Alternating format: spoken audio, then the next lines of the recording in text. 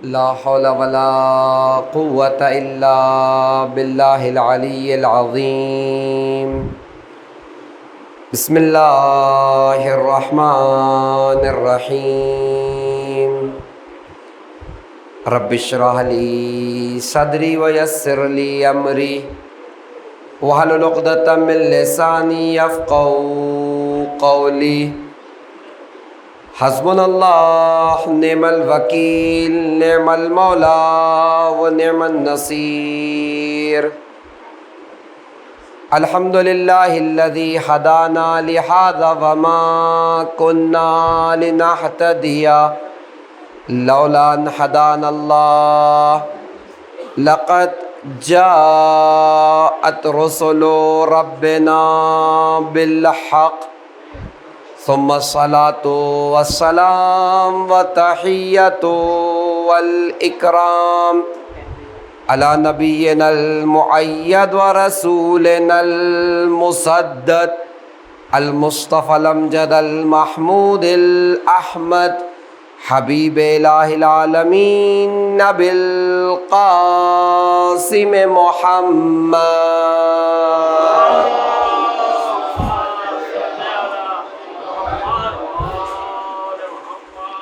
وعلى آل بیتہ الطیبین الطاہرین المعصومین لا سیما الحجۃ الثانی عشر المہدی المنتظر.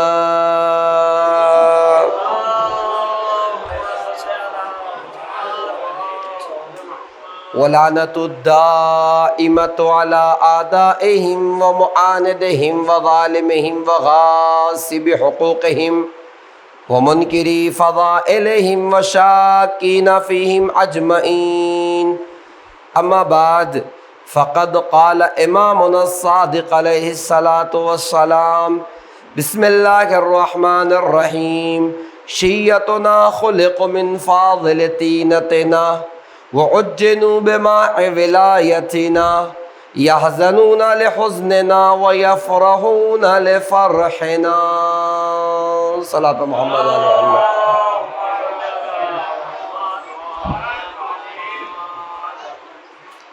عزیزان گرامی قدر، معزز و محترم سامعین کرام، گفتگو شخصیات اہل بیت اطہار علیہم السلام اور ان کے چاہنے والے، وہ شخصیتیں کہ جنہیں خدا نے عظمت عطا کیا، منزلت عطا کی، مقام عطا کیا، اور وہ ان کے چاہنے والے کہ جنہوں نے عالم ذر میں، عالم میثاق میں ان کی ولایت کا اقرار کیا. گفتگو کل جو آپ کی خدمت میں پیش ہوئی تھی کہ متعدد روایتیں ہماری اصلی کتب میں، اصلی کتابوں میں پائی جاتی ہے کہ جو اس بات پر دلالت کرتی ہے کہ اس عالم وجود سے پہلے بھی ایک عالم تھا جسے عالم ذر اور عالم میثاق کہا جاتا ہے، اور پروردگار عالم نے سب کے سامنے، جتنی مخلوقات ہے سب کے سامنے ولایت کو پیش کیا اور ان سے عہد و میثاق لیا. کل میں نے خلاصتاً بعض باتیں پیش کی تھی آپ کی خدمت میں کہ انسانوں سے لیا تو کیا ہوا، جانوروں سے لیا تو کیا ہوا، اور جمادات سے اور پودوں سے لیا ہو تو کیا ہوا. میں چاہتا ہوں اصل ایک دو روایتوں کو آج آپ کی خدمت میں پیش کروں تاکہ برکت بھی رہے، امام کے الفاظ ہو اور گفتگو آگے بڑھ جائے گی. آپ دیکھیں، محدث نوری رضوان اللہ علیہ نے جو استاد ہے شیخ عباس قمی کے، آپ کی کتاب ہے مستدرک الوسائل، وسائل شیعہ، اس پہ انہوں نے اس کے مستدرک کو لکھا ہے. اس میں انہوں نے ایک روایت ہمارے آپ کے 8ویں امام امام علی رضا علیہ الصلوۃ والسلام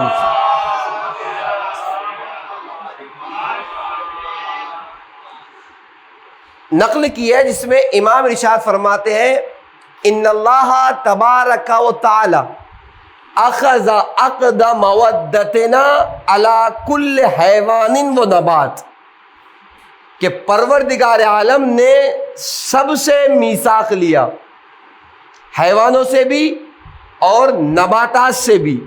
کس کا میثاق؟ اہل بیت کی ولایت کا میثاق۔ کون کہہ رہے ہیں؟ 8ویں امام کہہ رہے ہیں۔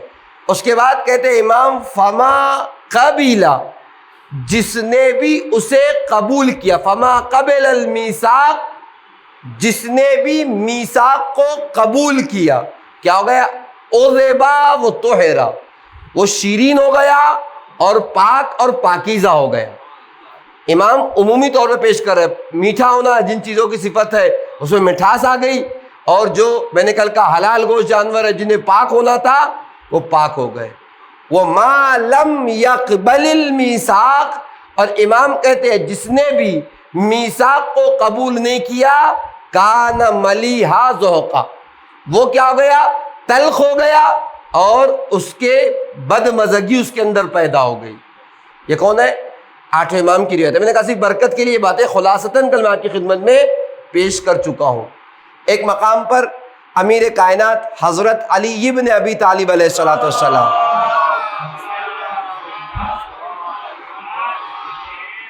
جناب قمبر کو خطاب کرتے ہوئے کہتے یا قمبر ان اللہ عز وجل عرض میثاق ولایتنا، کہ قمبر پروردگار عالم نے ہمارے ولایت کے میثاق کو پیش کیا، کس کے سامنے؟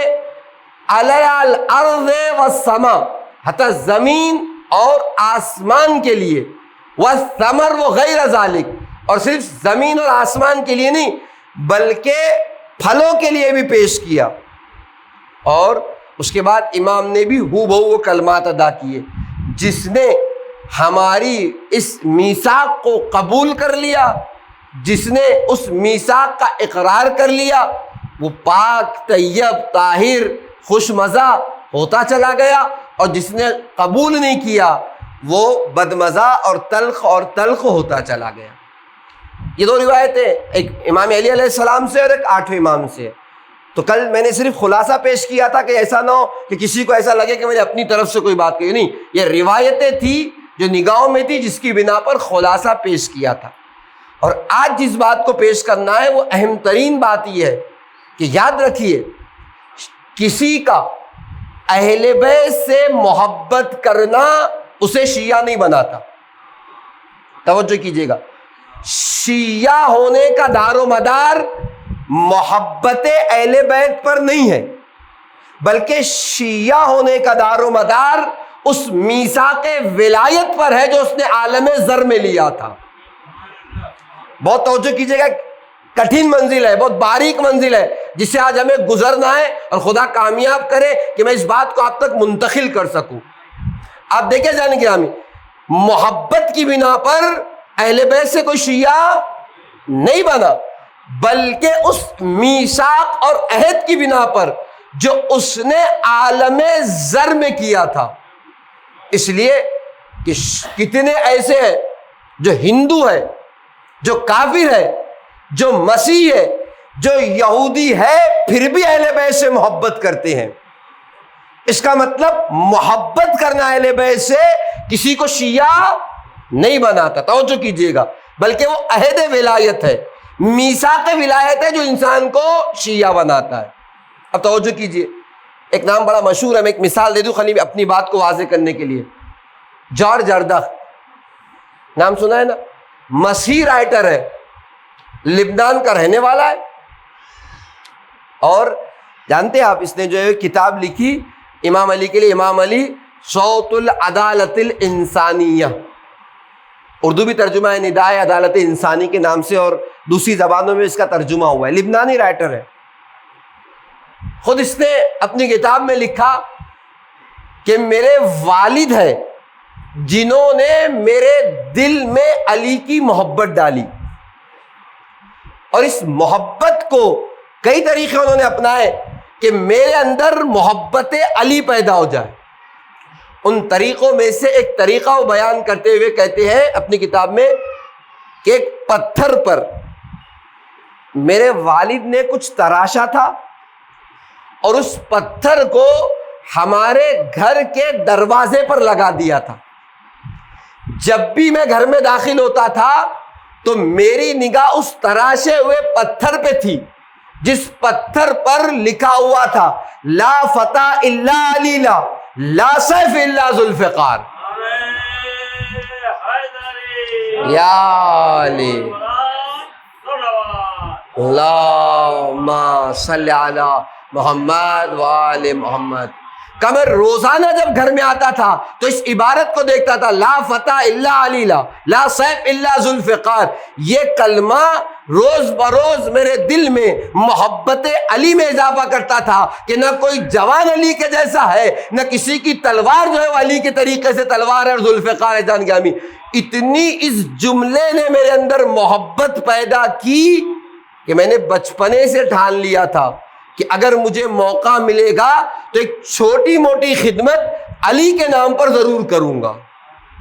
البتہ میں اپنی بات کو مکمل کرنے سے پہلے یہاں کہہ دوں ایک اخلاقی نقطہ ہے، ایک اخلاقی گوشہ ہے جسے ہم اپنی زندگیوں میں اپنا سکتے ہیں، اور وہ کیا ہے؟ بچوں کی تربیت میں بہت اہم رول ہے ان چیزوں کا جو بچے اپنی آنکھوں کے سامنے دیکھتے ہیں. اب آپ گھر میں جیسی تصویریں لگائیں گے، جیسی فوٹوز لگائیں گے، جیسا بچہ دیکھے گا ویسے اثر انداز ہوگا. اور بعض علمی گھرانوں میں اس بات کو پایا جاتا ہے، میں نے خود بعض جگہوں پر اسے دیکھا ہے. مثلا آئینے کے سامنے اگر آپ جائیں گے نا، ان کے آئینے کے اوپر دعا لکھی ہوئی ہے. کس چیز کی دعا ہے؟ آئینہ دیکھنے کی دعا. اللہم حسنت خلقی فحسن خلقی. اے پروردگارہ تو نے کتنا اچھا مجھے بنایا، میرے اخلاق کو بھی اچھا بنا دے. یہ دعا ہے جانے گرامی آئینہ دیکھنے کی. یا مثلا جو ہے وہ دوسرے مقامات پر گھر میں جہاں ہم گھر سے باہر نکلتے وقت دروازے پہ ایک دعا لگی ہوئی ہے گھر سے باہر نکلنے کی دعا. بہت سی دعائیں ہیں بھاری دعا، بسم اللہ باللہ وآمنت باللہ وتوکلت علی اللہ. یا بچہ جب پڑھنے کے لیے بیٹھتا ہے، اگر لائبریری ہے یا ٹیبل ہے اس کے اوپر چپکی ہوئی ہے مطالعے کی دعا. آپ غور کریں، میں صرف آپ کو طریقہ بتا رہا ہوں کہ اگر آپ بھی چاہتے ہیں کہ آپ کے بچے کا دل و دماغ تعلیمات اہل بیت سے بھر جائے، دعائے ائمہ علیہم السلام سے معمور ہو جائے، تو ایک طریقہ یہ بھی ہو سکتا ہے کہ دعاؤں کی شکل میں یا ان چیزوں کو اپنے گھروں میں جذب کیجئے، اپنے گھروں میں چپکائیے. جیسے جیسے بچہ دیکھے گا یاد بھی کرے گا، ایمان بھی بڑھے گا، دعاؤں کی نورانیت بھی باقی رہ جائے گی.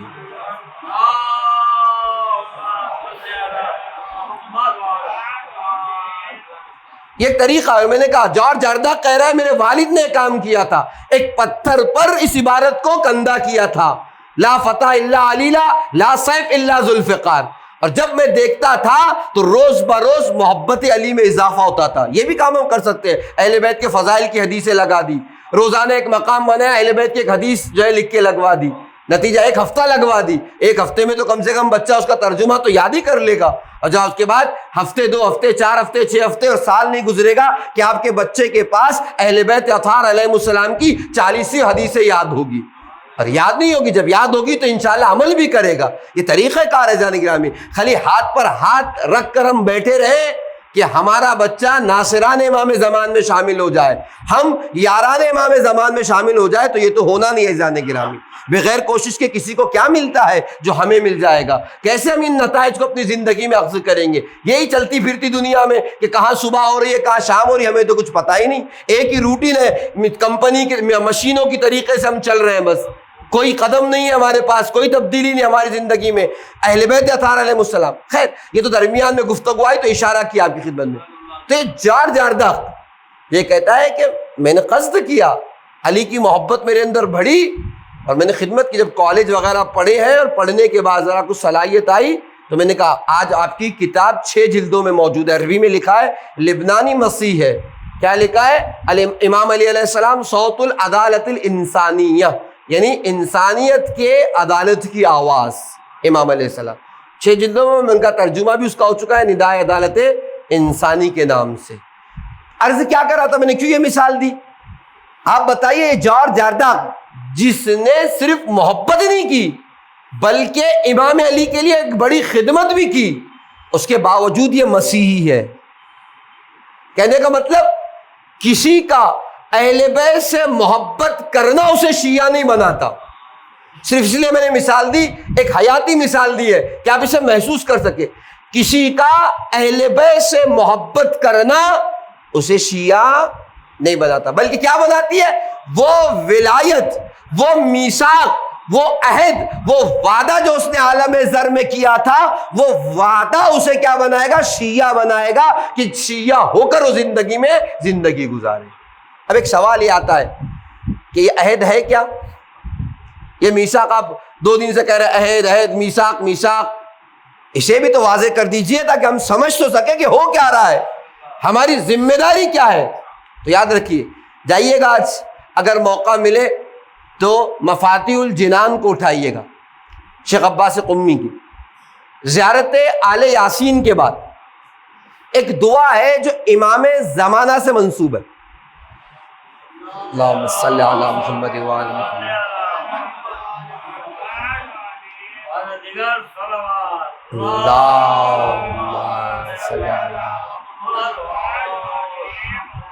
اس دعا میں واضح طور پر کہا گیا ہے کہ اس عہد اور اس میثاق کا مطلب کیا ہے۔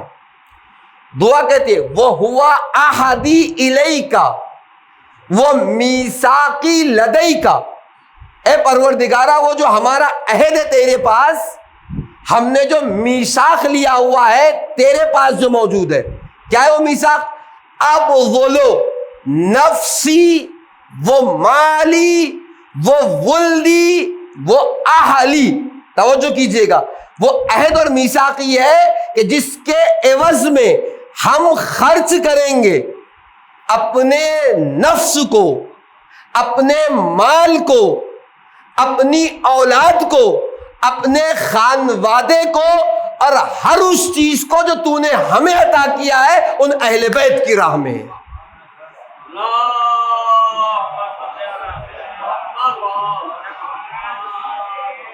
بہت میں نے کہا باریک مرحلہ ہے، اس پہ ہم جو ہے آپ دیکھیں کیا ہوا۔ عہد کیا ہے؟ میثاق کیا ہے؟ اب بولو میں خرچ کروں گا۔ میں نے کہا تھا آپ نے زیارت اربعین میں اس جملے کو پڑھا ہوگا، البتہ وہ ماضی کا صیغہ تھا، یہاں مضارع کا صیغہ ہے، بس صیغہ فرق آنا، روٹ ورڈ اور ریشہ ایک ہی ہے۔ وہاں آپ کیا کہتے ہیں مولا حسین کے لیے؟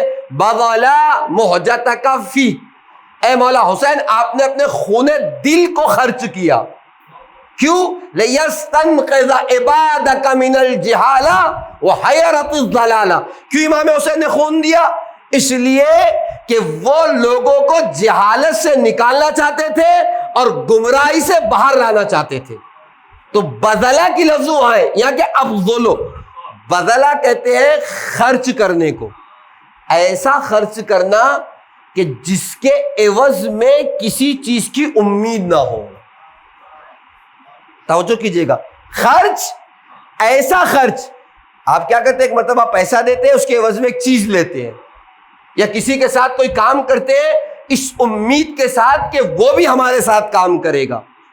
بعض اوقات ہم کسی کے ساتھ کرتے ہیں اچھائی سے تو حد اقل جو اس کے عوض میں اس سے چاہتے ہیں وہ کیا ہے؟ کم سے کم وہ شکریہ بول دے، ہمیں کم سے کم 4 میں ہمیں دیکھے تو ہمارا احترام کر دے، کم سے کم ہمارے احسان کو مانتا ہو۔ یہ کنڈیشنز، یہ منزل بذل میں نہیں پائی جاتی۔ بذل کا مطلب کیا ہے؟ صرف اور صرف جس کے لیے خرچ کیا اس عنوان سے کہ اس کے عوض میں ہمیں کچھ بھی نہیں ملنے والا ہے۔ آپ دیکھیے ایک آسان سے اگر میں مثال دوں آپ کی خدمت میں، سورہ مبارکہ دہر میں آپ اہل بیت اطہار علیہ السلام کے لیے پڑھتے ہیں کہ نہیں پڑھتے ہیں؟ کیا پڑھتے ہیں؟ جب اہل بیت اطہار علیہ السلام نے روٹیاں دے دی یتیم مسکین اسیر، قرآن کیا کہہ رہا ہے ان کی تعریف؟ انما نطعمکم لوجہ اللہ لا نرید منکم جزاء ولا شکورا۔ یہ اہل بیت وہ ہے جو اللہ کی راہ میں کھانا کھلاتے ہیں، نہ تم سے جزا چاہتے ہیں نہ شکریہ کے محتاج ہے۔ یعنی غذا دی ہے تو اس بات کی توقع نہیں ہے کہ کوئی جزا اس کے عوض میں ہمیں ملے گی یا کوئی شکریہ ہمارا ادا کرے گا. تو بذل کس کو کہتے ہیں؟ ایسا خرچ کرنا کہ جس میں عوض کی اور بدلے کی توقع نہ پائی جاتی ہو. اب کیا ہے عہد اور میثاق؟ افضل نفسی، میں اپنے آپ کو قربان کروں گا اہل بیت کے لیے. توجہ کیجیے گا جانے گرامی. آپ دیکھیے ایک تذکرہ جو ہے وہ اکثر آپ نے سنا ہے اور سنتے بھی رہتے ہیں. ویسے اشارہ کرتا ہوں، امام حسین چلے، عبداللہ ابن عبید اللہ ابن جابر جوفی، میں نے تنوع نگر کی مسجد جو لگتی وہاں بھی تذکرہ کیا تھا. آپ جانتے، صرف میں ایک نتیجہ اخذ کرنا چاہ رہا ہوں، آپ کی خدمت میں پیش کروں. عبید اللہ ابن حر جوفی سے کیا کہا؟ چلو. تو کیا کہا؟ مولا میرا گھوڑا حاضر ہے، میری تلوار حاضر ہے. اگر آپ اس جملے پہ رک جائیں نا تو یعنی ایسا ہے کہ کبھی کبھار کہیں نہ کہیں ہم بھی ایسے ہی کرتے ہیں. کیا کرتے ہیں؟ مولا ہم آپ کے لیے پیسہ حاضر ہے، جتنا اچھا چاہے ہم آپ کی راہ میں تبرک تقسیم کرنے کے لیے تیار ہیں. وقت حاضر ہے، جو کہے ہم امام حسین پہ قربان کرنے کے لیے حاضر ہے. لیکن امام حسین کہے کہ ہمارے ساتھ چلو. نہیں یہ جانے گے ہمیں آپ پہنچے نہیں، میں کہنا کیا چاہ رہا ہوں، امام حسین چاہتے ہیں کہ ہم بھی ان کے ساتھ چلے. یہ لفظوں کو سمیٹ کیوں کہوں؟ امام حسین کہے کہ ہمارے طریقے سے زندگی گزارو، ہمارے راستے پر چلو، ہمارے ساتھ چلو. مولا ہم شیرمال کھلانے کے لیے تیار ہے، بریانیاں بانٹنے کے لیے تیار ہے، وقت دینے کے لیے تیار ہے، لیکن آپ کے ساتھ چلنے کے لیے تیار نہیں ہے. زندہ باد، زندہ باد. اللہم صلی اللہ. اب غور کر رہے کہیں نہ کہیں، یعنی البتہ اس سے کمپرائز وہ نہیں کر رہا ہوں میں، لیکن حقیقت اگر دیکھیں، میں اپنے آپ میں سوچوں، مولا ہاں وقت ہم آپ کو دے دیں گے، پیسہ ہم آپ کی راہ میں قربان کر دیں گے، جو کہیے ہم آپ کے لیے کرنے کے لیے تیار ہیں، لیکن آپ کے ساتھ چلنے کے لیے تیار. تو مولا نے کیا کہا تھا؟ نہ تیرے گھوڑے کی ضرورت ہے مجھے، نہ تیرے تلوار کی ضرورت ہے، خود چل سکتا ہے تو چلنا. خدا نہ کرے، خدا نہ کرے، البتہ خدا سب سے اپنی خدمات جو کیا ہے مومن قبول کرے، لیکن کہیں ایسا نہ ہو کہ ہم بھی اس زمرے میں ہوں کہ مولا سب کچھ قربان کر دیں گے آپ کے لیے.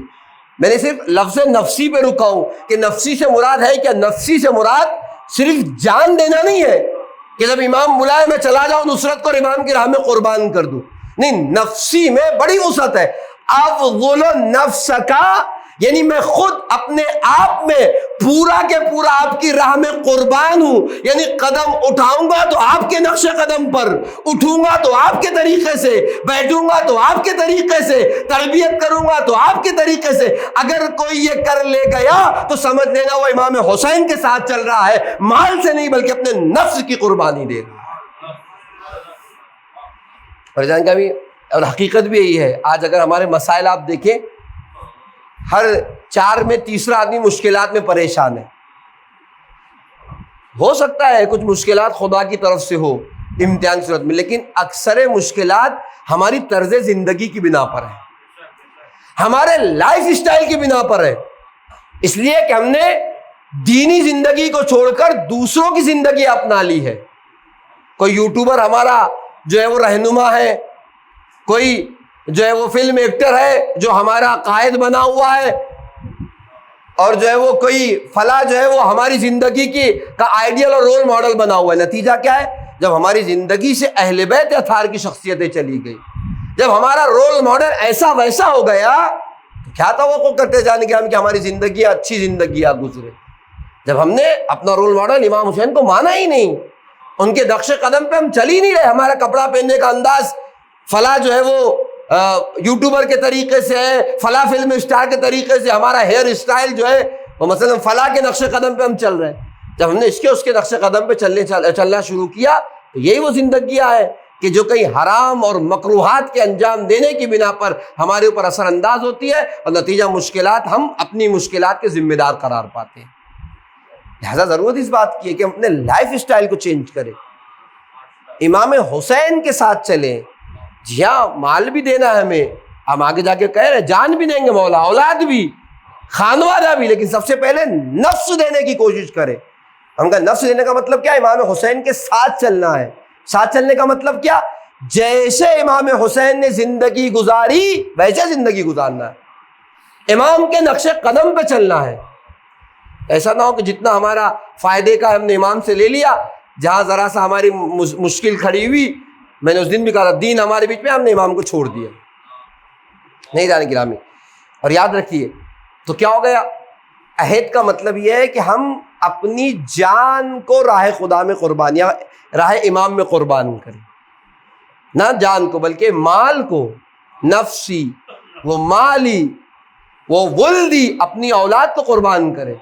میں نے کہا قربان میں دو مفہوم پوشیدہ ہے، قربان جنگ کے موقع پر رکاب امام میں، لیکن یہ قربانی ہے کہ ہم اپنے بچوں کو مکتب اہل بیت سکھائیں، اس راہ میں قربان کرے، دنیا کی چکا چوندیوں سے ہٹ کر اپنے بچوں کو مکتب اہل بیت کی تعلیم دے۔ وہ اہلی نہ مولا اتنا میں اپنے اہل کو بھی آپ پر قربان کروں گا، اور نہ اتنا اہل کو بلکہ ہر وہ چیز جو خدا نے دی ہے اسے میں راہ خدا میں یا راہ اہل بیت میں قربان کروں گا۔ اسے کہتے ہیں وہ عہد اور میثاق۔ کیا ہے؟ کبھی خدا نے کسی کو علم دیا ہے، کبھی خدا نے کسی کو ہنر دیا ہے، کبھی خدا نے کسی کو عزت دی ہے، کبھی خدا نے کسی کو شہرت سے نوازا ہے۔ یہ سب وہ چیزیں جو خدا نے ہمیں عطا کی ہے، اور ہماری ذمہ داری ہے کہ ہم ان چیزوں کو صرف اپنے لیے استعمال نہیں کریں بلکہ انہیں اہل بیت کی راہ میں بھی قربان کریں۔ علم دیا ہے تو 4 بچے سکھائیں تاکہ وہ بھی اہل بیت کا دین سیکھ جائے، یہ علم کی قربانی ہے۔ ہنر سکھایا ہے 4 غریب مومن بھائیوں کو، میں نے کہا تھا وہ مومن ہی نہیں جو مومن کے درد کو محسوس نہ کرے، 4 مومن بھائی کو یاد کرا دے ہنر، یقین مانیے ثواب جاریہ ہے، جب تک اس سے وہ رزق حلال کماتا رہے گا آپ اس کے ثواب میں برابر کے شریک ہے۔ تو کبھی علم کی قربانی دینی ہے، کبھی ہنر کو سکھانا ہے، تو کبھی آپ اپنی عزت کو، اپنی شہرت کو استعمال کر کے کسی مومن کی مدد اور اس کی مشکل کو حل کر کے یہ قربانیاں دے سکتے ہیں۔ تو یہ عہد کیا ہے؟ اصل ایک ہی لفظ ہے، اگر پوری زندگی کا خلاصہ آپ کی خدمت میں پیش کروں نا تو صرف اور صرف ایک لفظ ہے، اور وہ خلاصہ یہ ہے، وہ لفظ ہے تسلیم کا۔ جتنا انسان خدا اور اہل بیت کے سامنے تسلیم ہونا سیکھ جائے گا، میں نے کہا اس لفظ کے علاوہ دنیا میں کچھ بھی نہیں ہے۔ کمال اگر چاہتے ہیں تو تسلیم میں ہے، روح کی بالغگی اگر چاہتے ہیں تو تسلیم میں ہے، بندگی اگر دیکھنا چاہتے ہیں تو تسلیم میں۔ جو جتنا تسلیم ہوتا چلا جائے گا اتنا محبوب بندہ بنتا چلا جائے گا۔ اور آسان طریقہ ہے، کسی کو دیکھنا ہے کہ خدا کی بارگاہ میں کتنا محبوب ہے، اسے آگے اپنی زندگی میں دیکھنا چاہیے کہ وہ خدا کے لیے کتنا تسلیم ہے۔ 10% پورے دن میں کتنی وہ دین کی رعایت کرتا ہے، کتنا اقوال ائمہ علیہ السلام کی پیروی کرتا ہے، جتنا کرتا ہے اتنا وہ تسلیم ہے۔ اس لیے کہ تسلیم کے بھی درجے ہیں، ایک لفظ صرف لفظ نہیں ہے۔ ایک تسلیم جناب سلمان فارسی کا تسلیم ہونا تھا کہ جہاں پلک بھی جھپکتے تھے تو مولا کے اشارے سے جھپکتے تھے۔ ایک تسلیم ہونا مالک اشتر کا تسلیم ہونا تھا کہ مولا کے اشاروں پہ چلا کرتے تھے، اور ایک تسلیم ہونا ہمارا تسلیم ہونا ہے۔ اس میں نے کہا رتبے ہے، کوئی 20% ہے، کوئی 10% ہے، کوئی 30% ہے، کوئی 40% ہے۔ جتنا اس کا گراف بڑھتا چلا جائے گا تسلیم ہونے کا، جتنا ہم اہل بیت کے سامنے تسلیم ہوتے چلے جائیں گے اتنی ہی بندگی اور عبودیت ہمارے اندر آتی چلی جائے گی۔ میں نے کہا کل خلاصہ یہ ہے ایک لفظ تسلیم کا کہ ہم کتنا خدا، رسول اور اہل بیت رسول کے سامنے تسلیم ہے۔ اور بس کل میں نے آپ سے کہا تھا کہ ایسا نہیں ہے کہ خدا نے اہل بیت کو یوں ہی مقام عطا کر دیا، خدا نے رسول کو یوں ہی منزلت عطا کر دی، نہیں، یہی ایک کلمہ تھا جس کلمے کے ذریعے سے خدا نے اس بات کو دیکھا کہ جو شخصیت جتنی میرے سامنے تسلیم ہوگی اسے اتنا بڑا رتبہ عطا کروں گا۔ تو انبیاء میں جس نبی نے سب سے زیادہ اپنے آپ کو خدا کی راہ میں تسلیم کر دیا تھا وہ ہمارے آپ کے نبی تھے، لہذا سید الانبیاء قرار پائے۔ صلوات پر محمد و آل محمد۔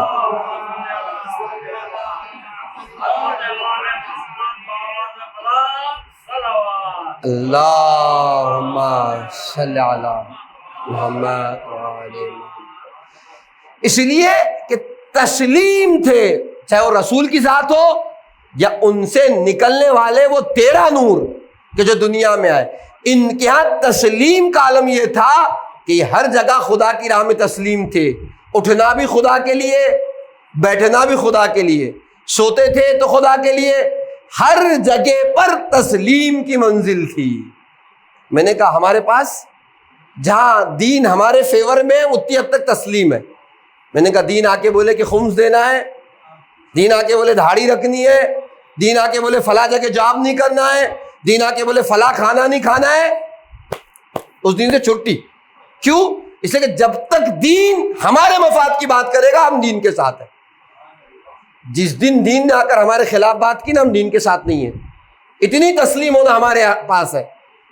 لیکن اہل بیت رسول، اہل بیت رسول کاملاً تسلیم تھے، لہذا خدا نے کامل بندہ بنا کر ان کے کائنات میں، ان کے صدقے میں کائنات کو خلق کر دیا۔ اور یقین مانیے میں فضیلت میں بس اتنا ہی جملہ کہہ سکتا ہوں کہ پوری کائنات اگر چل رہی ہے نا تو صرف اور صرف خدا کے ان کامل بندوں کے صدقے میں چل رہی ہے جنہوں نے عبودیت کو کر کے، اپنی عبدگی کو انجام دے کے، تسلیم ہو کر خدا کا مقام حاصل کر لیا ہے۔ ساری کائنات ہے تو ان 14 کے صدقے میں چل رہی ہے۔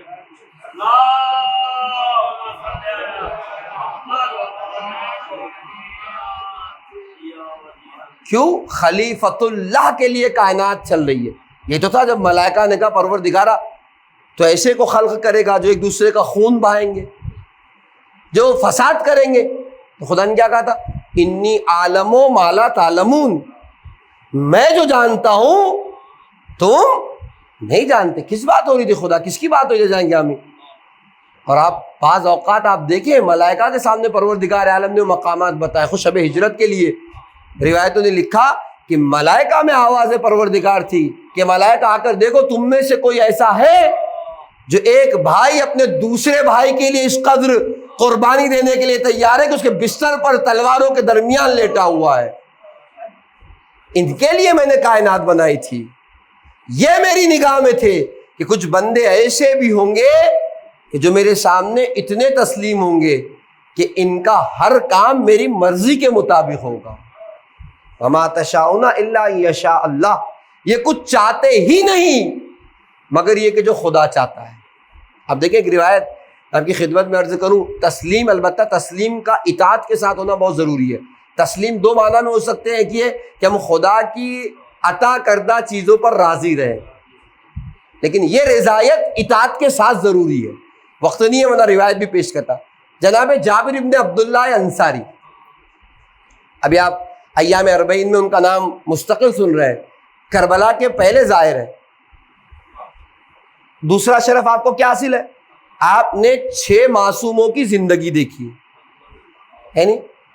البتہ جو ہے وہ اگر شہزادی کو لے لیا جائے 7 معصوموں کی، لیکن اللہ کا رسول کیا کہا تھا؟ جابر تم میرے 5ویں فرزند کو دیکھو گے اور جب دیکھنا تو میرا سلام کہنا۔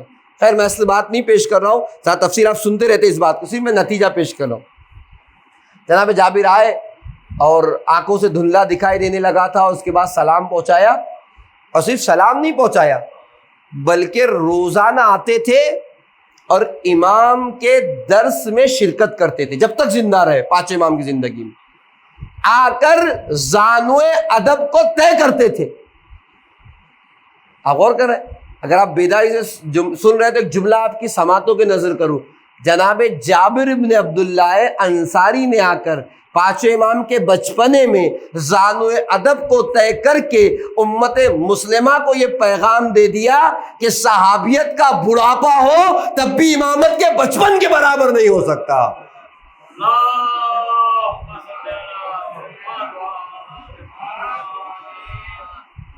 اچھا، درس میں شرکت کی، ایک دن امام نے پوچھا جابر تمہارے ایمان اور معرفت کا عالم کیا ہے؟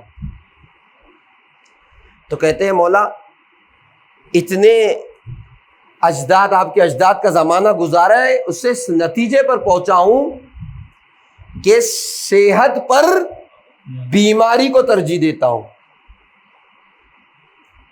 جوانی پر بڑھاپے کو ترجیح دیتا ہوں، اور غریبی کو مالداری اور ثروت پر ترجیح دیتا ہوں۔ یعنی کیا؟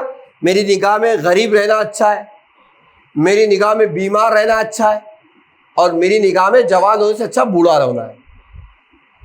پتہ ہے امام نے کیا کہا؟ کہ جابر اتنے زمانے دیکھے اور آپ کے ایمان کا درجہ یہی ہے؟ تو کہتے ہیں مولا اگر اس سے بھی بڑا کوئی درجہ ہو یا آپ کا جو درجہ ہے وہ بیان کر دیجیے۔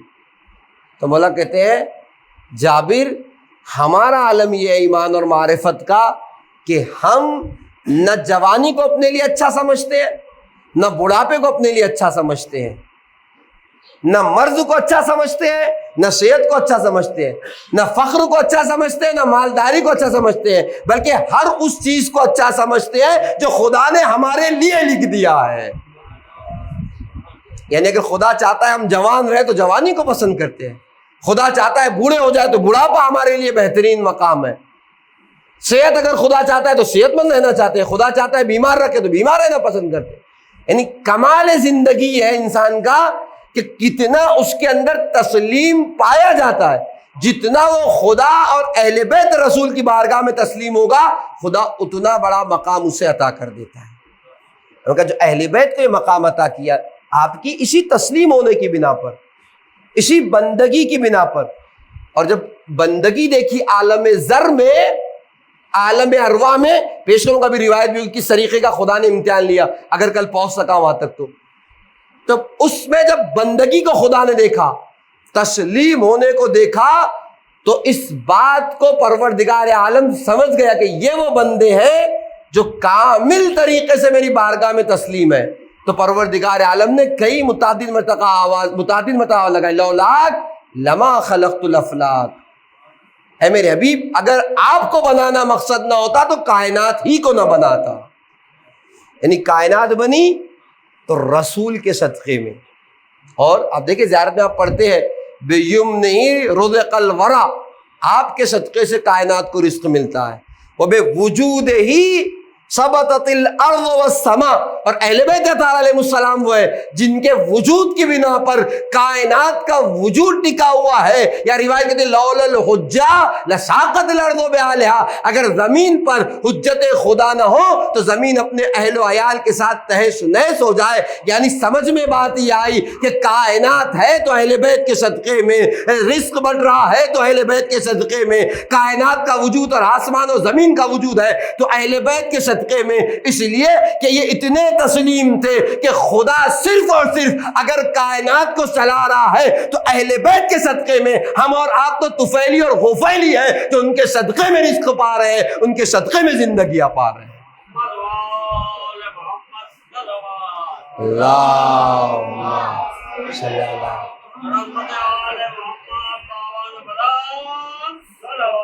اللہ۔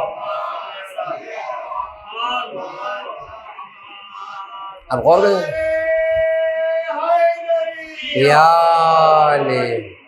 اب غور کرتے ہیں ہنگامی، تو اہل بیت کے صدقے میں کائنات چل رہی ہے، اہل بیت کے صدقے میں زمین و آسمان کا وجود باقی ہے، اہل بیت کے صدقے میں کائنات کو رزق ملا ہے۔ دعاؤں کے جملے، حدیثوں کے جملے جب آپ کی خدمت میں پڑھ رہا تھا، آپ دیکھیں بالکل اسی طریقے سے ایک باغبان اگر اس کی نگاہ میں خاص درخت ہو نا کہ یہ درخت اچھا پھول دیتا ہے یا اس درخت کا میوہ بہت اچھا ہے، تو کیا کرتا ہے وہ پورے باغ کو پانی دیتا ہے، جبکہ اس کا مقصود نظر ایک ہی درخت ہے یا وہ خاص درخت ہے جو ایک اچھے قسم کا پھل دیتے ہیں، لیکن اس اچھے درخت کے صدقے میں نہیں معلوم کتنے اور درخت ہیں جو پانی پی لیتے ہیں، ان کی غذا انہیں مل جاتی ہے، اور حد تو یہ ہے کہ وہ جو پودے جو کسی کام کے نہیں ہوتے وہ بھی پانی پا کر اپنی زندگی کر لیتے ہیں، پیروں میں آتے ہیں، پڑے رہتے ہیں، لیکن بڑے ہو جاتے ہیں، اس لیے کہ پانی ان تک بھی پہنچتا ہے، وہ پانی جو ان درختوں کو دیا جا رہا ہے۔ بالکل اسی طریقے سے خدا کائنات کو باقی رکھے ہوئے ہے اہل بیت کے صدقے میں، اس لیے لیے کہ تسلیم ہے، خدا کے اہم بندے ہیں، خدا کے کامل بندے ہیں، ساری دنیا ان کے صدقے میں رزق پا رہی ہے، حتیٰ کہ وہ کافر بھی جو توقع نہیں رکھتے، ایمان نہیں رکھتے، کہیں نہ کہیں ان چھوٹے چھوٹے درختوں کے طریقے سے ان تک بھی رزق پہنچ رہا ہے اور کائنات چل رہی ہے۔ آپ نے غور کیا؟ تو اہل بیت اطہار علیہ السلام کی شخصیات ہے، اور یقین مانیے جانے گرامی، خود روایت میں چھٹے امام اصول کافی کی روایت ہے کہ امام کہتے ہیں کہ کائنات نے اگر خدا کی عبادت کی تو وہ ہماری وجہ سے۔ کیوں جانے گرامی؟ اس لیے کہ اگر اہل بیت نہ ہوتے تو خدا کو پہچانواتا کون؟ اہل بیت نے خدا کو پہچانوایا، اور جب اہل بیت نے پہچانوایا تو زمانے نے خدا کی عبادتیں شروع کی، تو خود بھی تسلیم ہے اور دنیا کو اور زمانے کو اور لوگوں کو خدا تک لے کر جا رہے ہیں۔ ہماری ذمہ داری ہے کہ ہم خدا کے سامنے تسلیم ہو اور اہل بیت اطہار علیہ السلام کے سامنے تسلیم ہو، ان کے اقوال پر، ان کی زندگی پر عمل کرے، تاکہ یہ بھی ہمیں خدا تک لے کر جائے جانے کے بعد، اور ہم بھی اس مقام تک پہنچیں گے۔ جتنی عبودیت آئے گی، جتنا تسلیم ہونا سیکھیں گے، اتنا ہی۔ اور یاد رکھیے یہ بندگی ایک اہم مقام ہے جہاں انسان سر تا پا پوری زندگی سلنڈر ہے خدا اور اہل بیت کے سامنے۔ اب دیکھیں، آپ نماز میں تشہد پڑھتے ہیں تو کیا پڑھتے ہیں اپنے رسول کے لیے؟ اشہد ان محمدن عبدہ و رسولہ۔ رسول بعد میں کہتے ہیں، پہلے عبد کہتے ہیں۔ اچھا، اہم بات ہے، بعض مراجع کا باقاعدہ واضح بیان ہے کہ عابد بننے سے پہلے عبد بنو۔ عبد بننا کمال۔ عابد صرف عبادتیں کرتا ہے، صرف نمازیں پڑھتا ہے، صرف روزہ رکھتا ہے، لیکن عبد وہ ہوتا ہے جو پوری زندگی میں دین کو بسا کر خدا اور اہل بیت کی اطاعت کرتا ہے۔ یعنی اس کا دین صرف مسجدوں تک نہیں ہوتا، اس کا دین صرف امام بارگاہوں تک نہیں ہوتا، اس کا دین گھر تک نہیں ہوتا، بلکہ زندگی کے ہر لمحے میں وہ عبد بنا ہوا ہے، یعنی خدا کی غلامی میں ہے، خدا کا غلام ہے، اہل بیت کا غلام ہے، کہ پوری زندگی اس کی دین کے اصولوں پر اور اہل بیت اطہار علیہ السلام کے نقش قدم پر چل رہی ہے۔ میں نے کہا بس کائنات بھی اگر ٹکی ہوئی ہے، کائنات بھی اگر باقی ہے، تو خلیفۃ اللہ کے لیے جو مظہر صفات خداوند ہے، اس ولی خدا کے لیے کہ جو کمال کی اس منزل پر پہنچا ہوا ہے، جس نے تسلیم ہو کر عبودیت اور عبدیت کو اختیار کر کے وہ کمال حاصل کر لیا ہے کہ ایسی شخصیات بن گئی، نہ کوئی ان کے جیسا تھا، نہ کوئی ان کے جیسا ہو سکتا ہے۔ اسی لیے اہل بیت نے متعدد مرتبہ کہا ہے، خدا کے علاوہ، خدا کو چھوڑ کر جو کچھ کہہ سکتے ہو ہمارے لیے کہہ دینا، کم ہی ہوگا، زیادہ نہیں ہو سکتا ہمارے۔ صرف خدا نہ کہنا۔ آپ غور کریں، یعنی خدا کے بعد اگر کوئی شخصیات ہے تو اہل بیت اطہار علیہ السلام، جن کے لیے پوری کائنات میں نے کہا چل رہی ہے۔ اور بارہ ایک جملہ کہتا ہوں، بات تمام کروں، کہ کائنات کی عظیم ترین ذات کو امام کہتے ہیں۔ امام سے بڑا کوئی عظیم شخص کائنات میں ہو ہی سکتا، اور ہر امام اپنے زمانے کا امام، اپنے وقت کا امام، اپنے زمانے کے عظیم ترین انسان ہے۔ اور اگر یہ امام آ کر کسی چیز کے لیے اپنے سر کو قربان کر دے تو اس چیز کو دید کہا جاتا ہے نہیں جان کیا؟ امام حسین علیہ السلام نے اپنے وقت کے امام وقت ہے، کائنات ان کے اوپر ٹکی ہوئی تھی اور کائنات ان کے وجہ سے چل رہی تھی، لیکن امام نے آ کر جس چیز کے لیے اپنے سر، اپنے گھر والوں کو، اپنے خاندان والوں کو، اہلی و مالی و نفسی، ابھی آپ نے دعا کا جملہ سنا جائے گا، سب کو قربان کر دیا، صرف کوئی اور چیز نہیں بلکہ دین اسلام تھا۔ دین خود کتنا اہم ہوگا کہ امام نے آ کے اپنے سر کو قربان کیا۔ لہذا ہمیں بھی اپنی زندگیوں میں اس دین کو جگہ دینے کی ضرورت ہے جس دین کے لیے امام حسین نے قربانی دی۔ زبان میں نے کہا شیعہ ہونا کسی کو، اہل بیت سے محبت کرنا کسی کو شیعہ نہیں بناتا، اس میثاق پر، اس عہد پر باقی رہنا انسان کو شیعہ بناتا ہے۔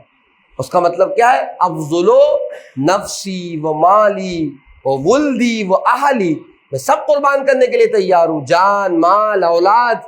قربان کا مطلب کیا؟ میں نے کہا جب امام آئیں گے رکاب میں کھڑے ہو کر جنگ کرنے کے لیے تو دوسرا مرحلہ ہے، لیکن ابھی قربانی ہے کہ مولا میں آپ کے ساتھ چل رہا ہوں، میں آپ کی جی ہاں میری زبان بہت سے چٹکارے پسند کرتی ہے، یہ بھی کھا لوں وہ بھی کھا لوں، لیکن مولا آپ نے منع کیا ہے، میں اپنے نفس کی قربانی دیتا ہوں، آپ کی راہ میں چلتا ہوں، نہیں کھاؤں گا۔ یہ تسلیم ہے۔ مولا بہت سے کپڑے ہیں جو مجھے پہننے کا دل چاہتا ہے، اس فیشن کا پہنوں، فلاں فیشن کا پہنوں، فلاں قیمت کا پہنوں، فلاں مارک کا پہنوں، فلاں کمپنی کا پہنوں، لیکن چونکہ آپ کی طرف سے پابندی ہے میں اپنے نفس کو قربان کے دیتا ہوں، یہ امام کے ساتھ چلنا ہے۔ میں نے کہا ایسا نہ ہو کہ مولا میرا گھوڑا لے جائیے، میری تلوار، مولا مال لٹانے کے لیے تیار ہے، تبرک، نیاز سب آپ کے نام پہ لیں گے، آپ کے ساتھ چلیں گے نہیں، آپ کے نقش قدم پہ نہیں چلیں گے۔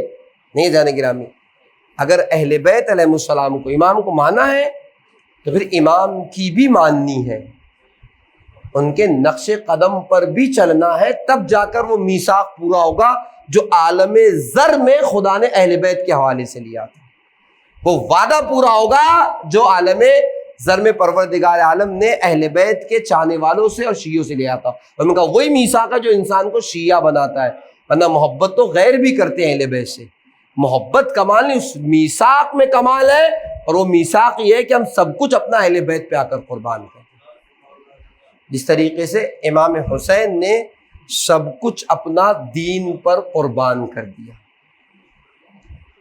اور اگر اس قربانی کی داستان کو سننا ہو تو یہی وہ ایام ہیں کہ جب اسیروں کا لٹا ہوا قافلہ کربلا پہنچا تھا۔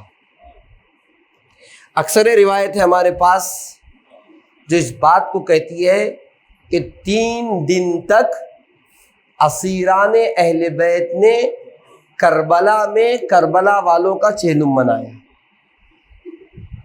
اور 3 دن کے بعد بھی بیویاں سیر نہیں ہو گئی تھی، رو کر بیویاں تھک نہیں گئی تھی۔ تو چوتھے امام تھے جو علم امامت سے اس بات کو محسوس کر رہے تھے کہ اگر اس طریقے سے ہم کربلا میں رکے رہے، اس طریقے سے بیویاں گریا کرتی رہی تو نہیں معلوم کتنی بیویاں اپنی جان دے دے گی۔ تب چوتھے امام کو یہ حکم اور فیصلہ سنانا پڑا کہ ہمیں اب کربلا کو چھوڑ کر اپنے وطن مدینہ چلا جانا چاہیے۔ ارباب اعزاء، کل آپ کی خدمت میں پیش کیا تھا کہ جب چوتھے امام کی ملاقات جناب جابر ابن عبداللہ انصاری سے ہوئی، جناب جابر کل آپ سن چکے ہیں کہ کہتے عطیہ تم نے تو کہا تھا کوئی بوڑھا ساتھ میں ہے، یہ تو اپنے آپ کو سید سجاد کہتے ہیں، ان کی عمر تو 23 سے 24 اور 25 سال کے درمیان کی عمر ہے۔ تب چوتھے امام نے کہا تھا چچا جابر گلے میں توق ڈال کے کھینچا گیا، ہاتھوں میں ہتکڑیاں تھی، پیروں میں بیڑیاں تھی، ترک و دیلم کے غلاموں کے ذریعے کہ جیسا مجھے گھسیٹا جا رہا تھا، اور پھر میں برداشت کرتا، لیکن کیسے برداشت کرتا چچا جابر، میری ماں بہنیں بلوہ عام میں تھی، تماشائیوں کا مجمع، شرابیوں کا ہجوم۔ اتنا ہی نہیں ارباب اعزاء، مقتل تو یہاں تک کہتا ہے بعد کربلا چوتھے امام کو کسی نے کبھی تسلی نہیں دی، کسی نے کوئی سہارا نہیں دیا، اور اتنا ہی نہیں بلکہ کوئی اپنا ملا ہی نہیں کہ جس کے سامنے دل کھول کر چوتھے امام روتے اور اپنی مصیبتوں کو بیان کرتے۔ اسی لیے مقتل کہتا ہے جب جناب جابر ابن عبداللہ انصاری سے ملاقات ہوئی نا، ذرا امام کا غم پھوٹا ہے، کسی اپنے کو پایا، ہاتھ کو پکڑ کر لے آئے، ایک مقام پر لا کے کہتے جابر یہ وہ جگہ ہے جو کڑیل جوان بھائی نیزے کی ہنی کھا کے سو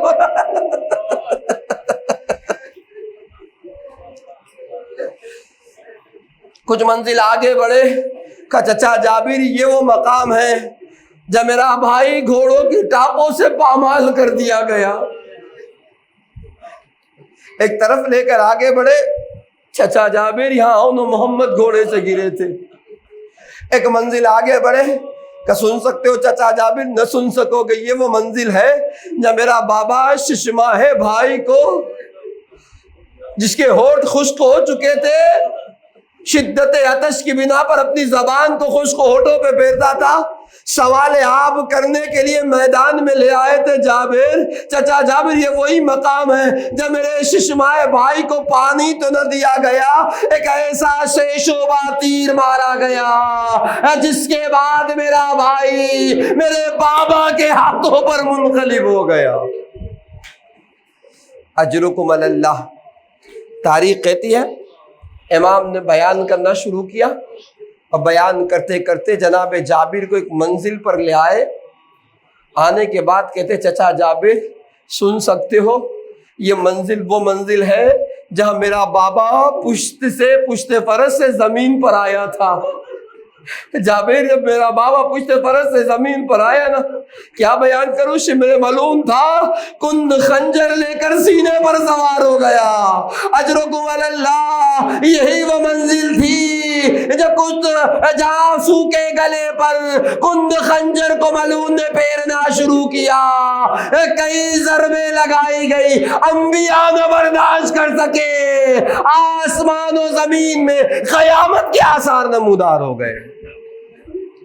اجرکم علی اللہ۔ تاریخ کہتی ہے اتنا ہی نہیں بلکہ مقاتل نے تو یہاں تک لکھا کہ جب ایک ایک کر کے چوتھے امام نے سب کے مقامات بتا دیے، صرف ایک منزل نہ بتائی جو آپ کے چچا کے گرنے کا مقام تھا۔ اس سے پہلے کہ چوتھے امام کچھ کہتے، جناب جابر ابن عبداللہ انصاری کہتے ہیں اے سید سجاد تمہارا چچا عباس کہاں ہے؟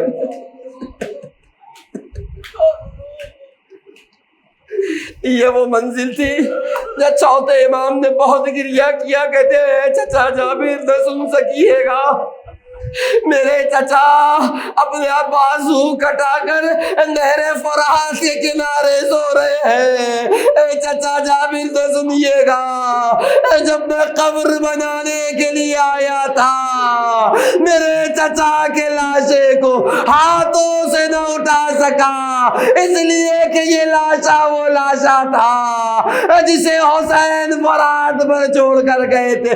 کوئی تلوار مارتا تھا، کوئی نیزہ مارتا تھا، میرا چچا کا لاشا کئی ٹکڑوں میں تقسیم ہو گیا تھا۔ اے چچا میں نے کیسے دفن کیا؟ الا لعنت اللہ علی القوم الظالمین۔ سیعلم الذین ظلموا ای منقلب ینقلبون۔